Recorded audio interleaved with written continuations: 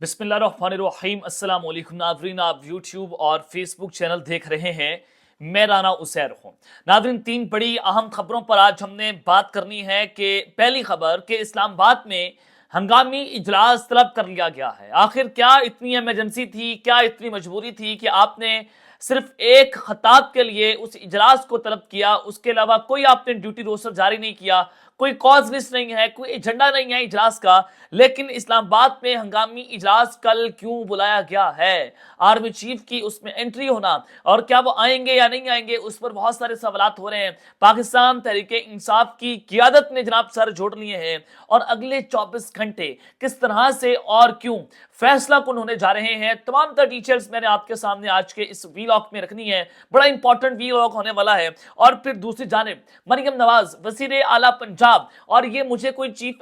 Minister नहीं लगती, ये मुझे चीफ मार्शल एडमिनिस्ट्रेटर लग रही हैं कि मैंने आज तक पहली बार ऐसा देखा। मैंने इमरान खान की गवर्नमेंट के अंदर भी सहाफत की, मैंने रजीम चेंज के बाद भी सहाफत की, मैं अब भी सहाफत कर रहा हूं। हमने कभी भी इस तरह के मुकदमात का सामना हमें नहीं करना पड़ा, लेकिन मरियम नवाज ने आज तमाम हदें पार कर दी हैं। जनाब, उनके हवाले से बड़ी आम खबर है, वो मैंने आपके सामने रखनी है। और फिर तीसरी बड़ी खबर, अरशाद भट्टी जर्नलिस्ट है, उन्होंने इंजीनियर अली मिर्जा, जो एक बदबूदार तरीन किरदार है, मुतनाज़ा तरीन किरदार है, उसके कपड़े उतार दिए, सामने बिठाकर कपड़े उतारे हैं। और इंजीनियर अली मिर्जा जो है वो बदतरीन ड्रामा आज बेनकाब हो गया है, उस पर भी बात करना बहुत जरूरी है। लेकिन आगे बढ़ने से पहले आप सबसे दरख्वास्त के चैनल को सब्सक्राइब कर लें, बेल आइकन को दबा दें, आने वाली तमाम तरह अपडेट्स आपकी खिदमत में बर वक्त पेश होती रहें। नाज़रीन, इंजीनियर अली मिर्जा की सबसे पहले बात कर लेते हैं कि मैंने आज तक इसको तो मौलवी कहना जायज नहीं है, ये मुफ्ती भी नहीं है, ना ये आलिम दीन है। आपने इसको पता नहीं क्या बना लिया इंजीनियर अली मिर्जा को, कि एक इंजीनियर जो अब एक प्रोसेस को फॉलो उसने नहीं किया और विदाउट फॉलोइंग एनी प्रोसेस आपने उसको मौलवी बना दिया। आप उसके फतवे मान रहे हैं, आप उसके पीछे लग गए। इंजीनियर अली मिर्जा जो है वो मुझे ऐसा लगता है कि जैसे वो कोई पागल किरदार है, जैसे उसकी दिमागी हालत जो है वो ठीक नहीं है। तो जनाब, उसने इमरान रियाज के ऊपर घटिया किस्म के इल्जामात लगाए, उसने डिफरेंट जर्नलिस्ट के ऊपर इल्जामात लगाए, इमरान खान की जान को उसने खतरे के अंदर डाला। आप किसी से नजरियाती इख्तलाफ करें, 100 बार करें, आप इमरान खान से नजरियाती इख्तलाफ करें, कोई मसला नहीं है। आप इमरान खान से नजरियाती इख्तलाफ करें, आप आफ्ताब इकबाल पर बात करें, तनकीद करें, जरूर करें। हम ये नहीं कह रहे आप तनकीद ना करें। आप इल्जाम लगाएंगे, आप झूठा प्रोपेगेंडा करेंगे, आप झूठ बोलेंगे, आप अपना गंदा चेहरा आवाम के सामने रखेंगे और आप ये बताएंगे कि आप नहीं बोल रहे, आप कहीं और से बोल रहे हैं। आपके होने पर लानत है, आपकी इस तरह के कामों पर लानत है। तो जनाब, इन्होंने इस तरह की बातें की कुछ, जिसके बाद इंजीनियर अली मिर्जा की जो पर्सनैलिटी है वो कंट्रोवर्शियल बन गई। अब इंजीनियर अली मिर्जा का इंटरव्यू किया, एक पॉडकास्ट किया अरशाद भट्टी साहब ने, और उसमें अरशाद भट्टी साहब ने इंजीनियर अली मिर्जा से सवाल पूछ लिया। मैं वो वीडियो आपके सामने चलाता हूँ कि आपने जो इंजीनियरिंग की डिग्री है वो हासिल की, आपने दीन के कुछ स्टेप को फॉलो नहीं किया, आप किसी मदरसे से कहीं से आपने कोई डिग्री हासिल नहीं की, ना आप आलिम दीन है, ना आप मुफ्ती हैं, आप कुछ नहीं है, ना आप फाजिल है, ना आप कुछ हैं, तो क्या ये चूरन बेचना ज़्यादा आसान है? क्या कौम ये चूरन ज़्यादा आसानी से खरीद लेती है? क्या आप ये आसानी से बेच सकते थे? तो आपने ये सारा कुछ कर लिया, आप डायरेक्ट सीधे आए, आपने धड़ाधड़ फतवे लगाए, आप कुर्सी के ऊपर बैठते हैं, आपकी तालीम जो है मशकूक है, तो आप ये कैसे फतवे जो है वो लगा सकते हैं? इसके ऊपर इंजीनियर अली मिर्जा से अरशाद भट्टी साहब ने बड़ा जेन्युइन किस्म का, बड़ा ऑथेंटिक क्वेश्चन जो है उनसे पूछा कि ना आप सहाफी, ना आप सियासतदान। तो उसके ऊपर इंजीनियर अली मिर्जा साहब जो है वो खामोश रहे। इंजीनियर अली मिर्जा के सामने बिठाकर अरशाद भट्टी साहब ने कपड़े उतार दिए, नंगा कर दिया कि जनाब आपकी औकात किया कि आप फतवे लगा रहे हैं, आप उसको झूठा करार दे रहे हैं, आप उसके मजहब के ऊपर उंगली उठा रहे हैं, आप उसके फितने के ऊपर उंगली उठा रहे हैं, आप करना क्या चाहते हैं इस मुल्क के साथ? ये इंजीनियर अली मिर्जा साहब जो हैं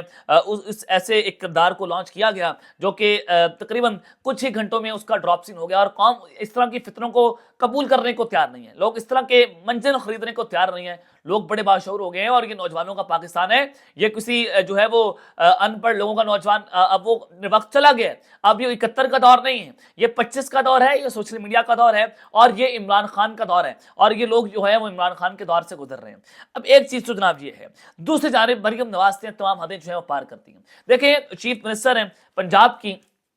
आप हमें इनसे इख्तलाफ रहता है, हम इनकी तर्ज सियासत के ऊपर भी तनकीद करेंगे, हम इनकी गवर्नमेंट के ऊपर भी तनकीद करेंगे, हम इनकी कारकर्दगी के ऊपर भी तनकीद करेंगे, जहां पर हमें लगेगा अच्छा काम कर रहे हैं बात भी करेंगे। लेकिन अच्छा काम क्या कर रहे हैं, ये तो खुद मैंडेट चोर हैं।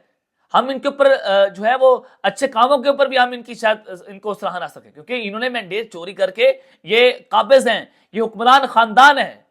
جو ہمیشہ چوری کے راستے سے جو ہے وہ اقتدار کے اندر آتا ہے۔ تو جناب مریم نواز جو ہیں وہ حالیہ میو ہاسپٹل انہوں نے دورہ کیا تھا، اور میو ہاسپٹل میں دورے کے دوران انہوں نے ایک ڈاکٹر سے بدتمیزی کی، اور اس ڈاکٹر کے اوپر جو ہے بتایا گیا، مبینہ طور پر دباؤ ڈالا گیا کہ وہ ویڈیو ریکارڈ کریں۔ تو جناب وہ ایک ویڈیو جو ہے وہ وائرل ہوگی جس میں مریم نواز جو ہیں وہ میو ہاسپٹل کے جو ایم ایس ہیں، ڈاکٹر مسعود صاحب غالباً ان کا نام ہے، پروفیسر ہیں وہ، ان کے ساتھ ان کی جو بدتمیزی کی ویڈیو تھی، تو اس کے اوپر جناب ہوا ہے کہ ایک بکھر کے ڈاکٹر ہیں، انہوں نے سوشل میڈیا پر اس ڈیوٹی پر موجود ڈاکٹر جو ہیں ان کی تذلیل کے اوپر جو ہے وہ انہوں نے کچھ باتیں کر دی کہ آپ نے یہ بات کی ہے، آپ نے غلط کیا، مریم نواز کے اوپر انہوں نے سوشل میڈیا پر تنقید کی۔ تو ایک ڈاکٹر نے مریم کی سوشل میڈیا پر تنقید کر دی، تو پولیس کی مدد میں پیکا کے تحت، جو پیکا لا لے کر آئے ہیں،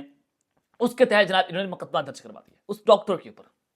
آپ اندازہ کریں کہ یہ کیا ہو رہا ہے، جو دوران ڈیوٹی جو ہے وہ سوشل میڈیا استعمال کر رہے تھے۔ تو یہ جناب بڑی گھمبیر قسم کی صورتحال ہے، یہ شاید مارشل لاء کے دور میں ہم نے ایسا نہیں دیکھا تھا کہ ظاہر ہے یہ عوام کا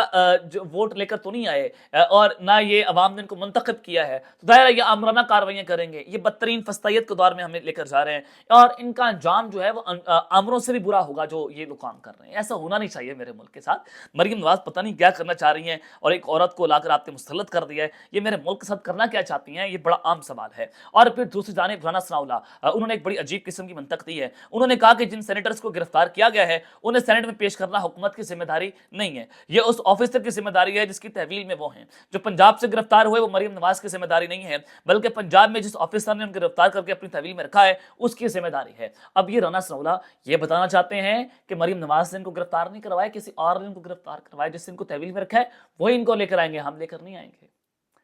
تو یہ تو آپ کی اوقات ہے جناب،